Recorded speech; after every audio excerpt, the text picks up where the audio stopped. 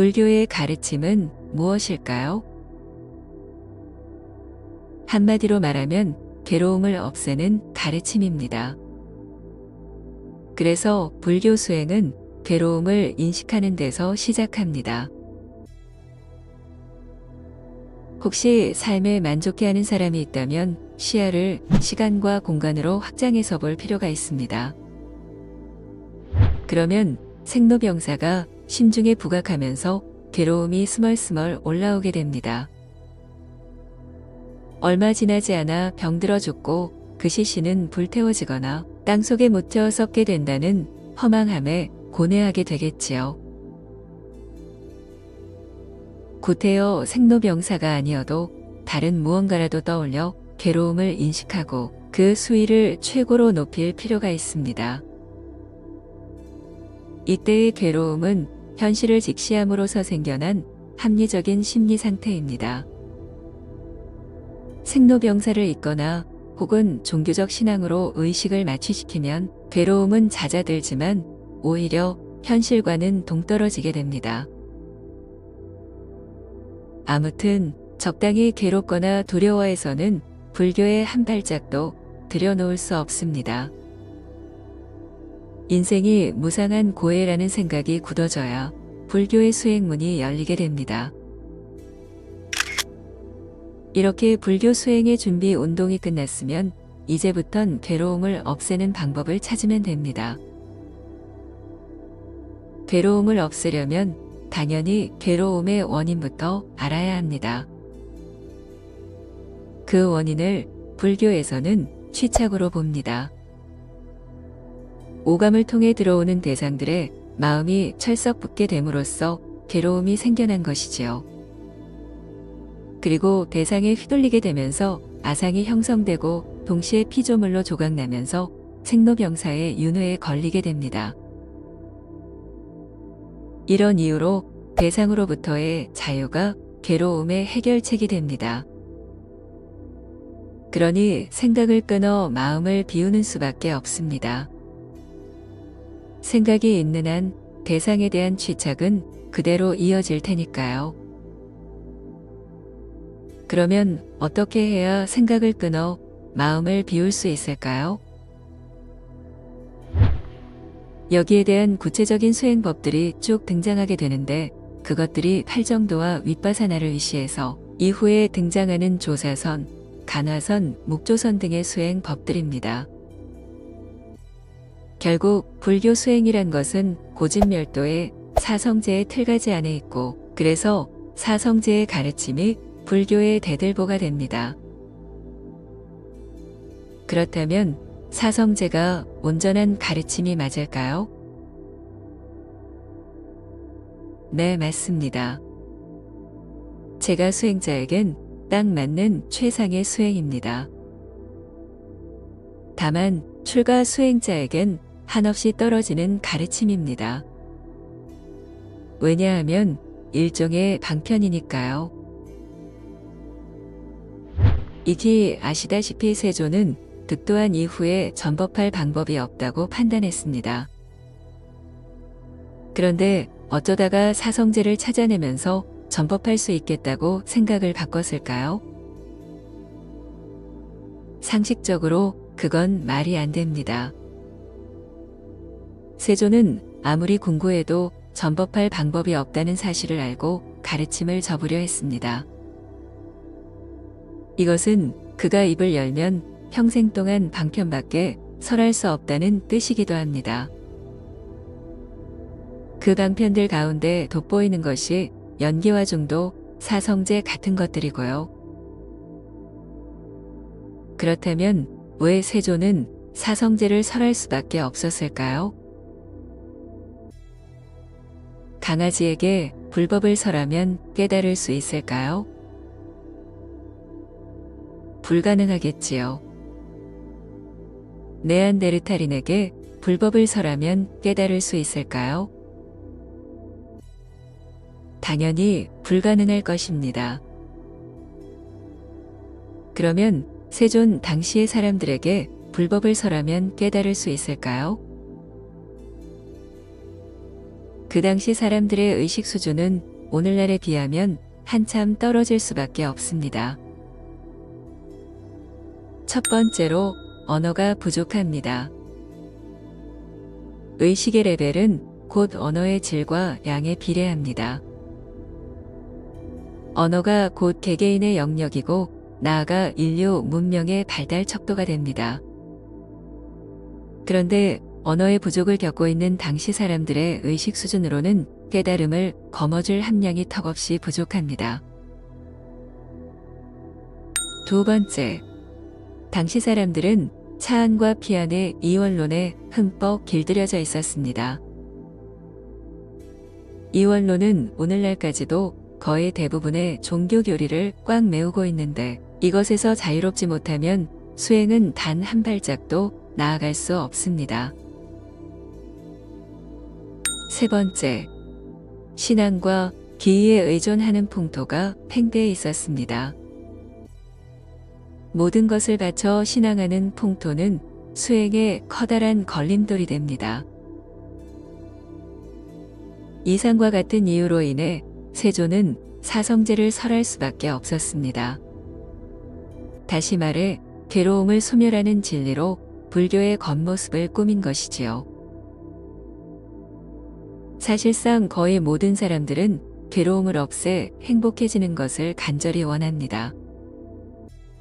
최고의 행복인 열반에 이르고자 하는 것이지요.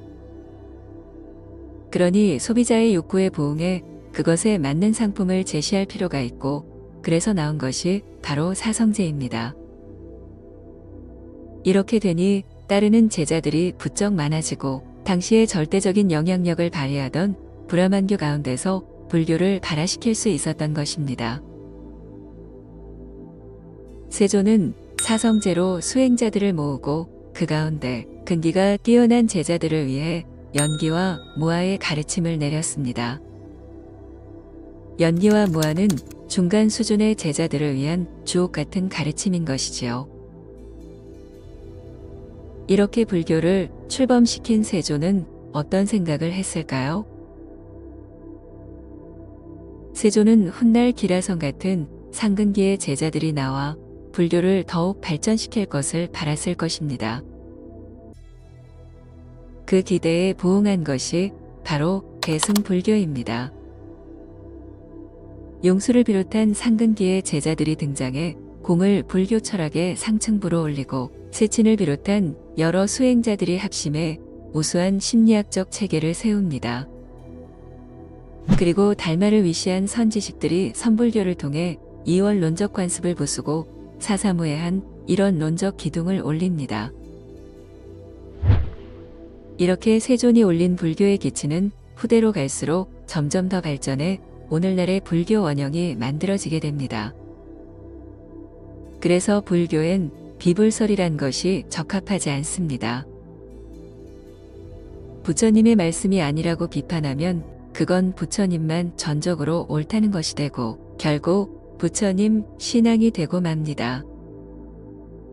논리학에서 말하는 권위에 대한 모순에 빠지게 되는 것이지요. 불교는 부처님이 씨 뿌리고 그것을 상근기의 제자들이 농사를 지어 키워낸 결과물로 봐야 합니다. 한 사람의 절대적 권위에 의존하지 않고 스승과 제자들의 합심으로 이뤄냈기에 불교가 위대할 수밖에 없는 것이지요.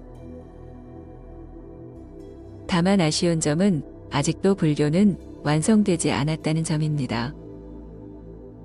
용의 그림은 얼추 그렸지만 그 눈은 여전히 찍히지 않았으니까요. 그러면 어떻게 그 눈을 찍을까요? 괴로움의 진리를 살짝 바꾸기만 하면 됩니다. 시공이 조성한 생로병사에 대한 괴로움을 진리를 모르고 있다는 사실에 대한 괴로움으로 전환하면 불교는 완성됩니다. 무명에 대한 괴로움인 것이지요. 이것만 붙잡으면 어느 누구든 성불하지 않을 수 없습니다.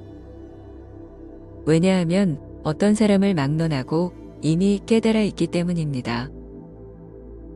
이미 깨달아 있는 사람이 그걸 깜빡 잊고 있다는 사실만 눈치채면 되니까요.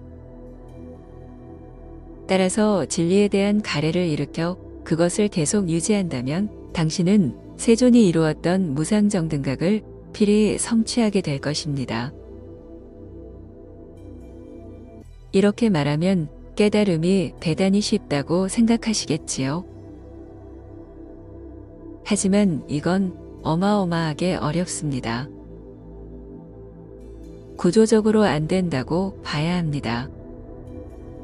왜냐하면 무명에 대한 괴로움을 일으키는 것은 차원의 설정값에 위배되기 때문입니다. 그래서 어느 수행자를 막론하고 진리를 알고 싶어 하는 분은 거의 없다고 봐야 합니다. 출가 수행자들이 그럴진데 제가 수행자들은 어떻겠습니까? 그들은 진리에 대해 궁금하지 않고 떠올리기도 싫어합니다. 그냥 꺼려하는 것이 아니라 아주 끔찍하게 싫어합니다. 그래서 무명에 대한 괴로움을 일으킬 수 없습니다. 어쩌다 몇 초 궁금해하다가도 이내 사라지게 되지요. 그리고는 생각을 끊어 마음을 비운다며 해괴한 일만 평생 동안 버리던지 아니면 신앙의 매몰에 자족하며 지내게 됩니다. 여러분은 마음 비우는 모습이 위대해 보이겠지만 100여 년만 더 지나면 개그 콘서트의 소재로 쓰이게 될 장면입니다. 훗날에 진보된 인류는 생각을 끊어 마음을 비우면서 깨달았다고 하는 모습을 보면서 배를 움켜잡고 웃게 될 것입니다. 진리를 궁금해 하십시오. 존재를 궁금해 하십시오. 나를 궁금해 하십시오. 궁금해하는 것이 수행이고 그 비결점이 깨달음입니다. 궁금해하면 아상은 힘을 잃고 마음은 저절로 비워집니다. 궁금해하는 마음엔 나도 없고 너도 없고 그냥 존재만 있으니까요. 하지만 생각을 끊어 비운 마음엔 더욱 교묘하고 사악한 아상이 가득 들어차게 됩니다. 그래서 절밥 20년이면 괴물이 된다는 얘기가 나오는 것입니다. 노자가 이미 말했듯 비운 것이 채운 것만 못하게 되는 이치입니다. 당신은 정녕 진리를 궁금해할 수 있나요? 당신이 진리를 궁금해하고 모든 사람들이 그 진리를 의심한다면 세상엔 종교도 없고 신앙도 사라지게 될 것입니다.